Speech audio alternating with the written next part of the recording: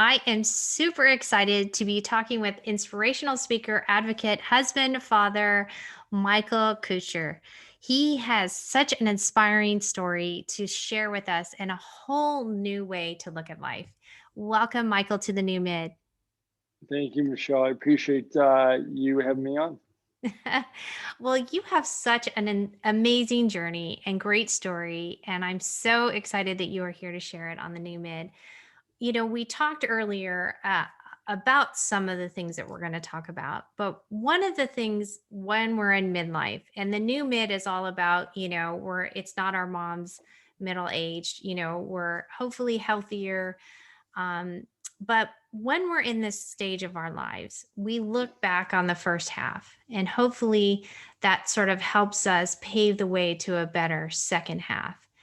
And Mhm. your first half, looking at your story, literally starts when you were born. Do you mind telling us a little bit about that? Yeah, and to be honest with you, Michelle, I've never really looked at it as my first half. But thank you for pointing out that I'm halfway through life.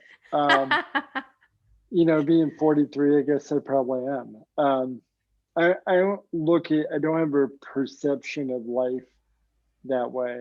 And I try to change people's perception of that. But we'll talk about that later. But yeah, my struggle started at birth.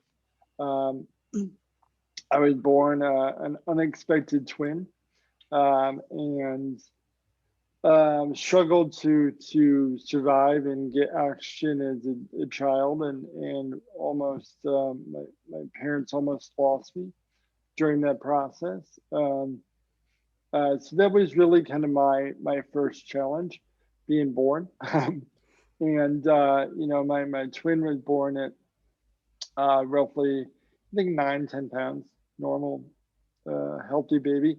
I came in the world around 4.5 pounds. Later slipped down to like 3.5 pounds. Had some digestive problems, and really fought for my life at you know my first couple days, couple weeks, couple months. Um, but you know, obviously overcame those obstacles and those challenges, and went to move on to greater ones. Well, you were born a fighter. I mean, look at that. You like you just Yeah, have always been a fighter. And it turned out at age 13, you had another health obstacle where you needed to have a heart transplant. So, oh my gosh, I can't even like imagine. Here you are, you fought in the beginning and then 13 years later. What was that like? yeah. I'm a, like you said, a fighter. I think of it more of a survivor. And yeah, so at the age of 13, God put me into another obstacle that said, "Here, fight for your life."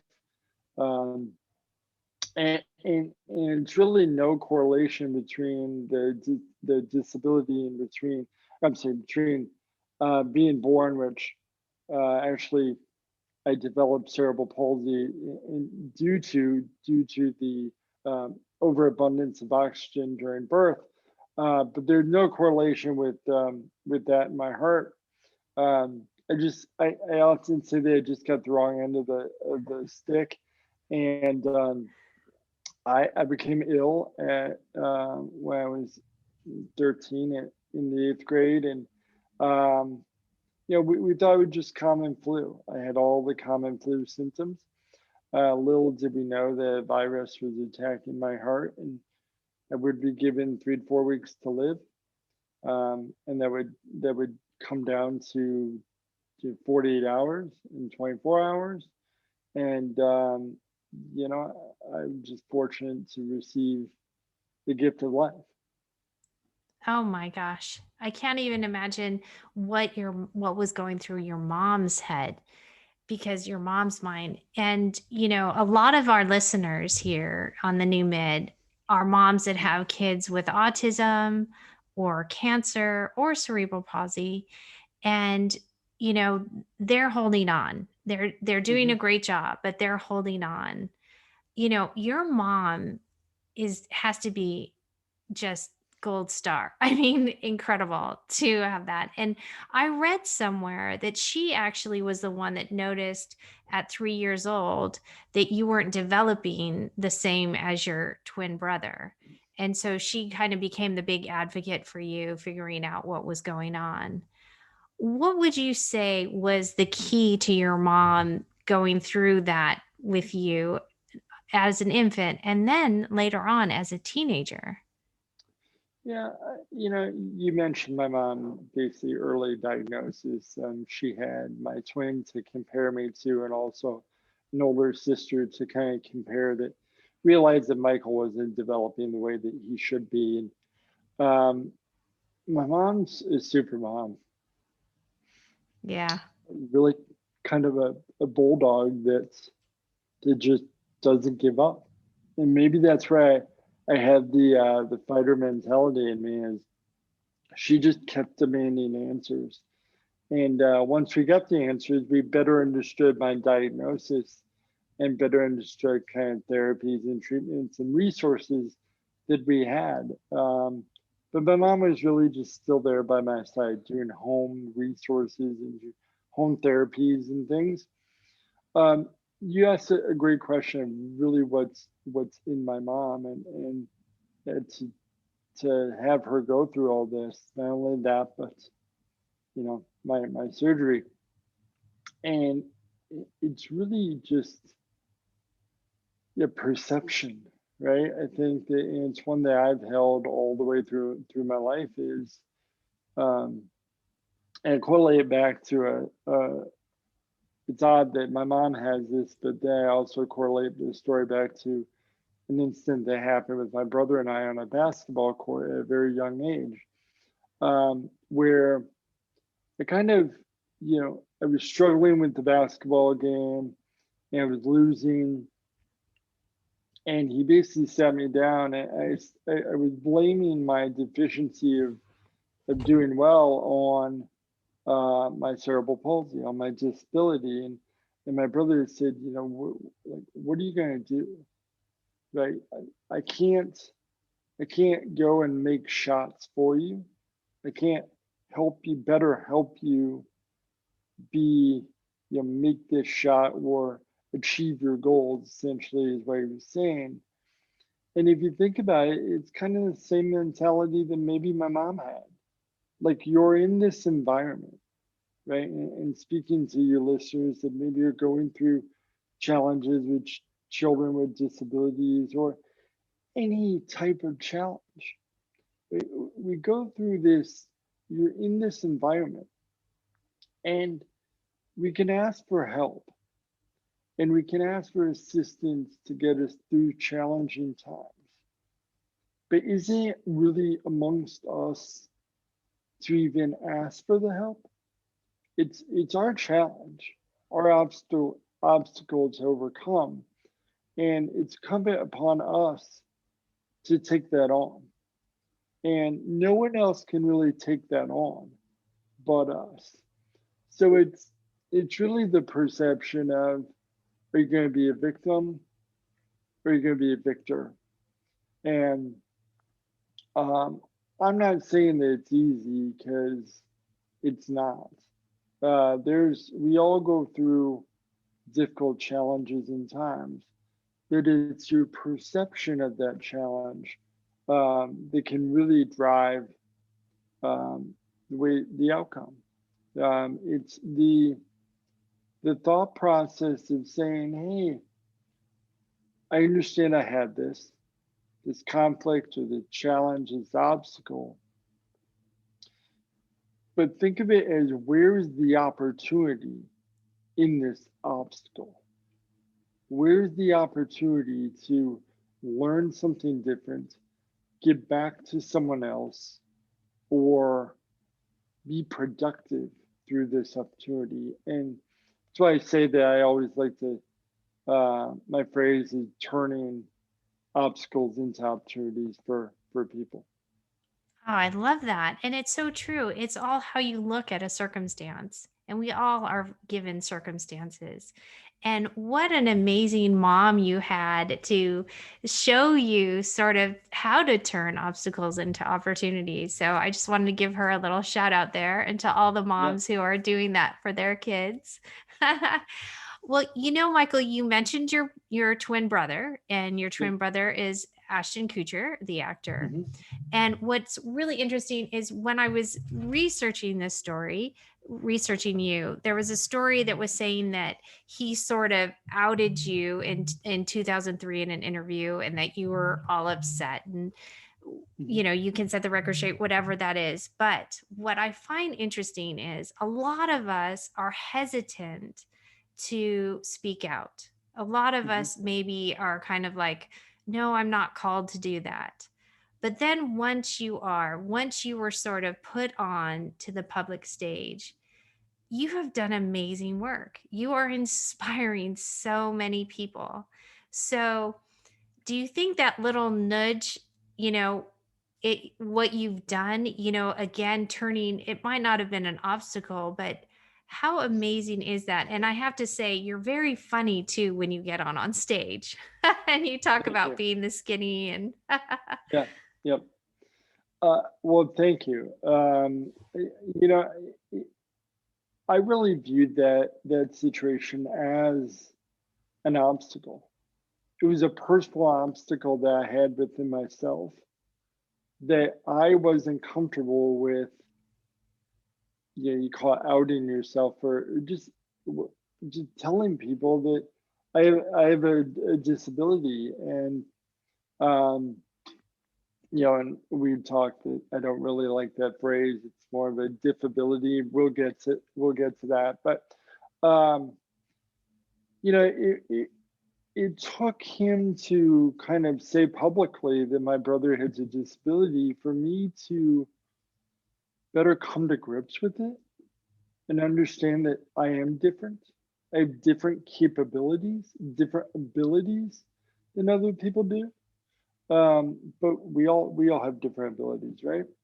Um, and what that led me to do was to understand the impact that I could make, and understand that um, if people are going to look at me as Ashton Kutcher's brother, then I'm going to take that opportunity and turn it into good and help people with it, because it provides me with a platform, right?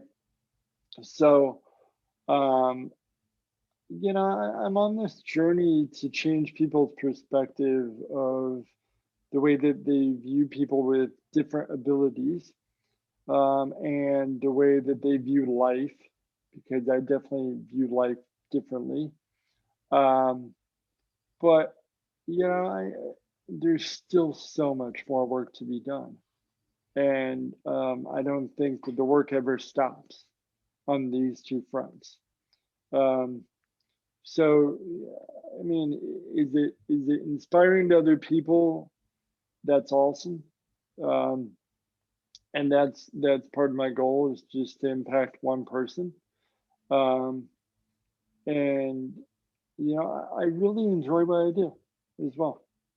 Well, I have to say, I'm so glad that you are doing it, because I have girlfriends who have kids that have diffabilities, and we can talk what that definition means. I love it.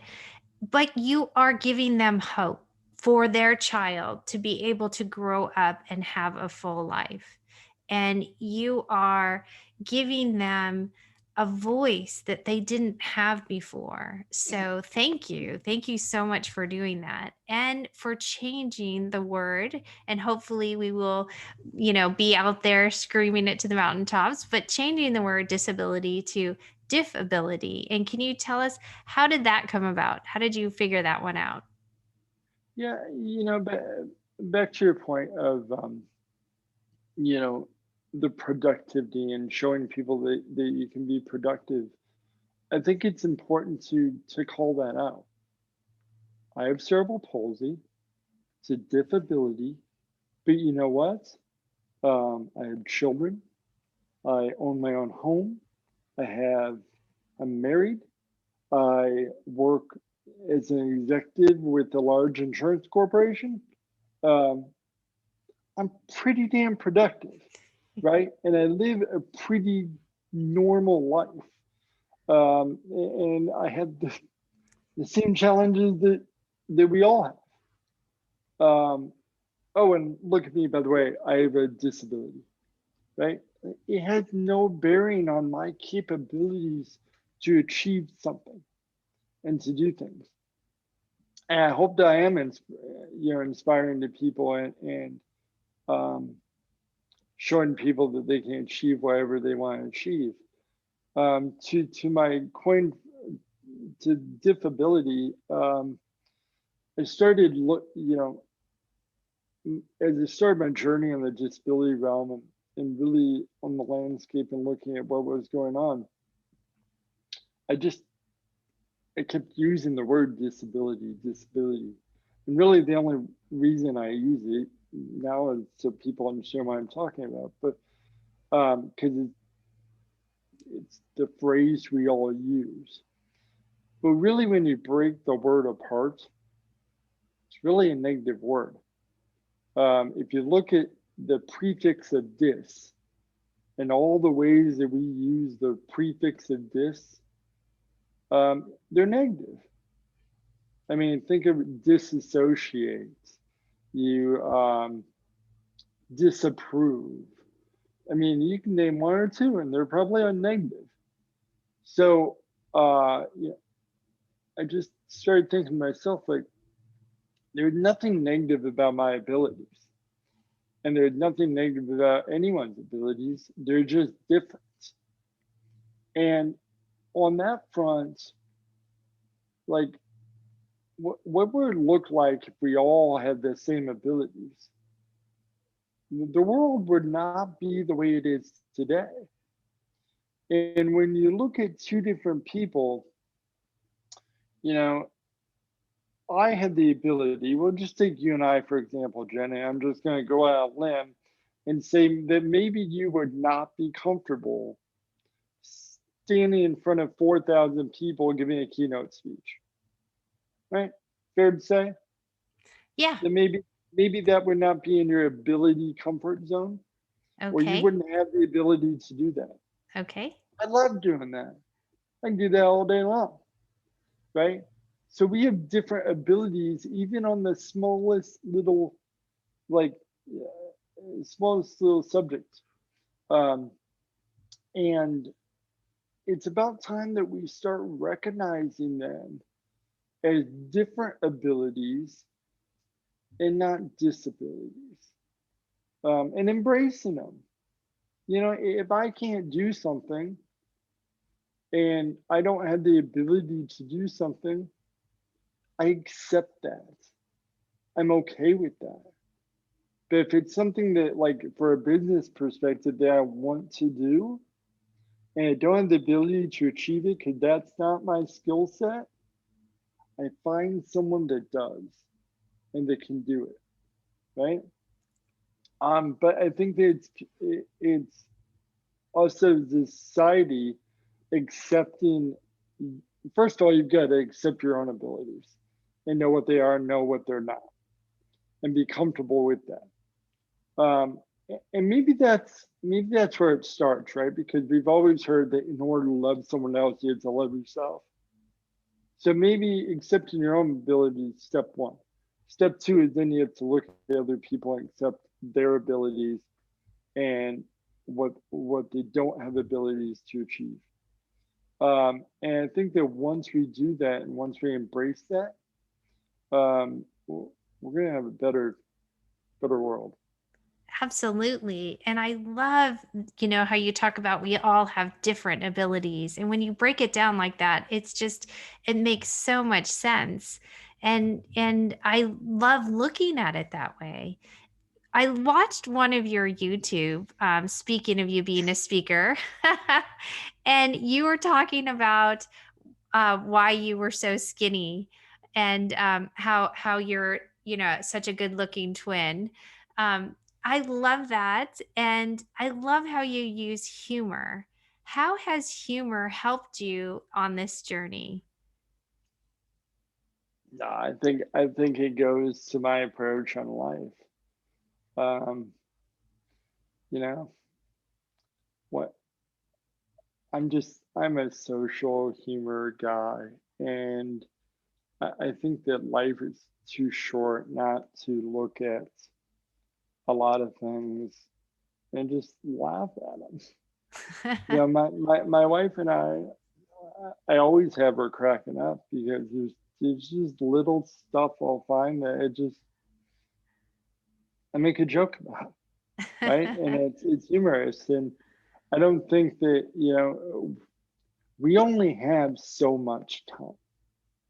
Hmm. We only have so much time, and um, I talk to my brother about this all the time about the impact of time and how we use it. And time is the one thing that you can never get back, and you lose it every single millisecond. And I think that we all just need to be cognizant of how we use our time, whether it's what we use it on, who we use it with, because we're only given a finite amount of it. And I choose to use my time to give back to other people, make an impact in the world, raise my kids in no specific order, right? Uh, and dedicate to my family and laugh and be happy. Um, that's how I choose to use my time. I love that you brought up time because I really wanted to ask you if someone is having, and it's interesting that you bring up time because we are in midlife. So we definitely have fewer. Well, I'm a little bit older than you. I'm 52. So I have a few less sand in my Numbers. hourglass. Yes, it is just numbers. But if someone is wanting to maybe become an advocate or needs to stop being a victim, the things that you talk about, how do they get started? What would you recommend to them to get started? Well, I think that's two different things. How to be an advocate. Yeah, I get this question a lot. How do I help? How do I get involved? How do I be an advocate? Look at me. I found a term I didn't like. I changed the term. I made a clothing line out of the term. Um, and I'm moving for change. That's advocacy, right? That's and it doesn't take much to accomplish that. That's advocacy.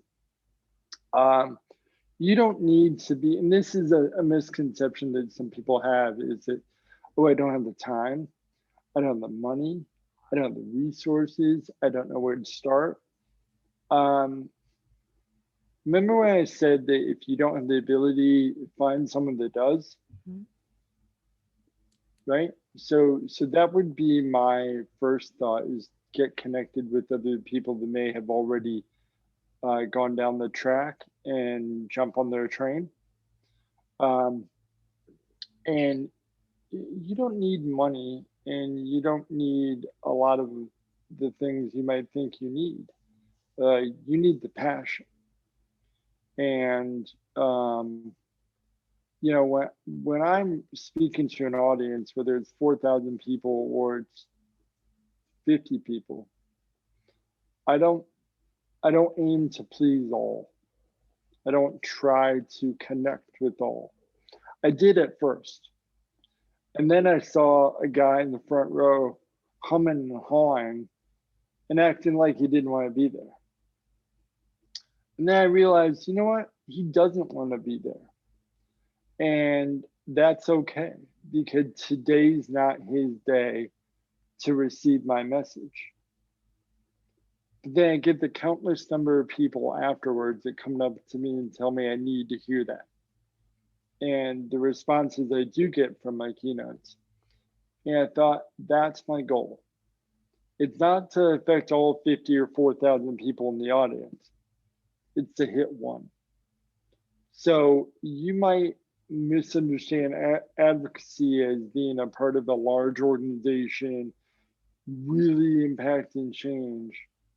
But do you realize that if you just touch one person with your message, you've impacted change?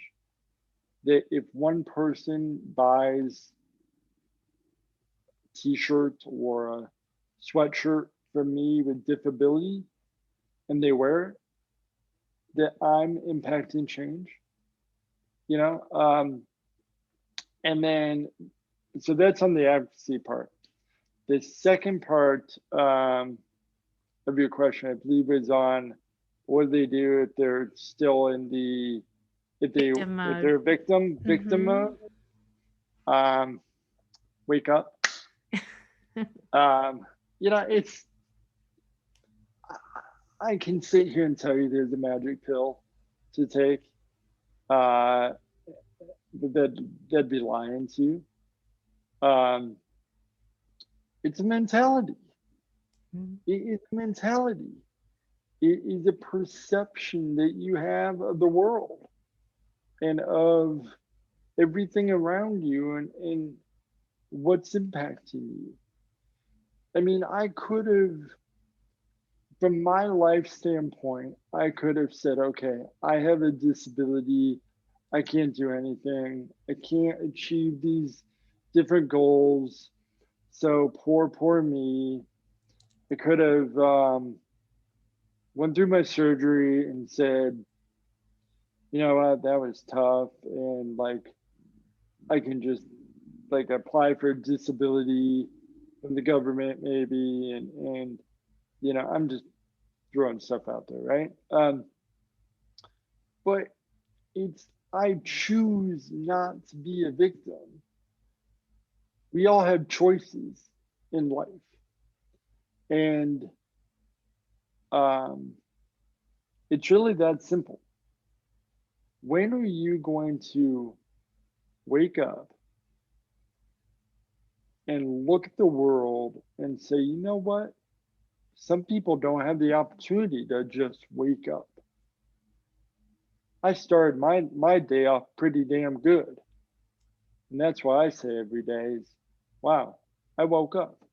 It's pretty awesome. And when are you going to say, today, I just don't choose to be a victim?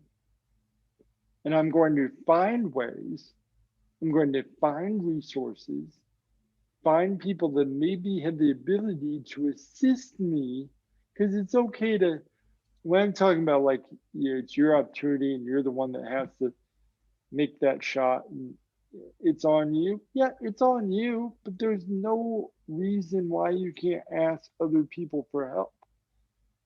So find the resources that can assist you to not be a victim. But it's up to you that has to wake up and say, I choose not to be a victim today or just in this life. It's your choice. I love What that. are you going to do? Yeah, exactly. What are you going to do? Well, Michael, this has been so much fun. I cannot believe how quickly it went.